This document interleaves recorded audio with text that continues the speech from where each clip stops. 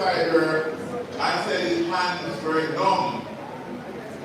She bought him some fish and festival, that's fried fish, and festival for him to eat. She bought him a drink and she realized he couldn't open the drink. Then she realized how badly injured or that something was seriously wrong with him. A couple of days later, she heard that he was in the hospital. He passed away shortly after. But here is what I want you to remember most about Lester. In the latter part of Aunt Edna's life, a nurse aide would come in to take care of her. But many times, who showed up? Lester. That same man you see drinking rum would appear gentle, prepare her breakfast, wash her clothes, bathe her like a nurse, and fearfully plait her hair. That is tenderness. And Aunt Edna never forgot it.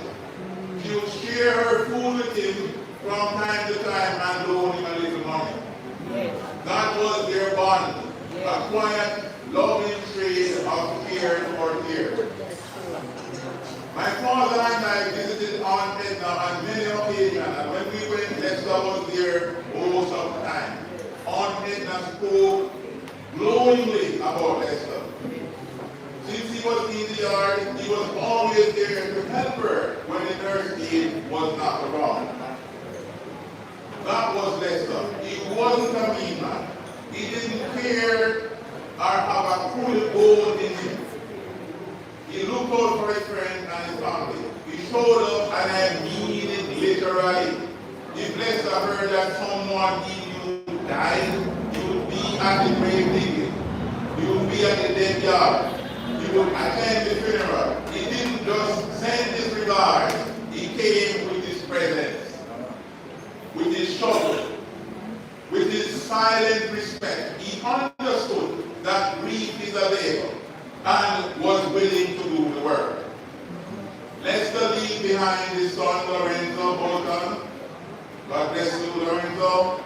He leave behind siblings Durbin, Devon, Florence, Balti, Donovan. His extended family on both his father's and mother's side, and a whole community of friends and well-wishers were lucky enough to know him. So what do we do now? We don't pretend he was a saint. He was a man who drank a lot, smoked often, was up in the latter years. He was a farmer, and he took his sweet time and fixing shoes. But he was also a man who nurtured a child, bathed a sick woman, who never turned away customer without money, who dug graves for the dead, and who loved his family and friends the best way we know how. I think Lester wants us to be happy, not to cry too long, but to remember that life well lived isn't about perfection, it's about presence. And Lester Anthony Bolton was present. Rest well, Cripple. Rest well, Jaw. Rest well, Lester. You have earned your rest. You will be remembered. May your soul rest in peace. Thank be to God.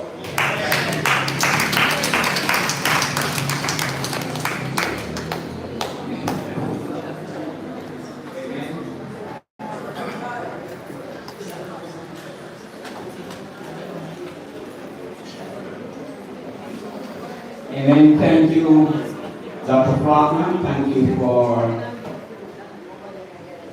the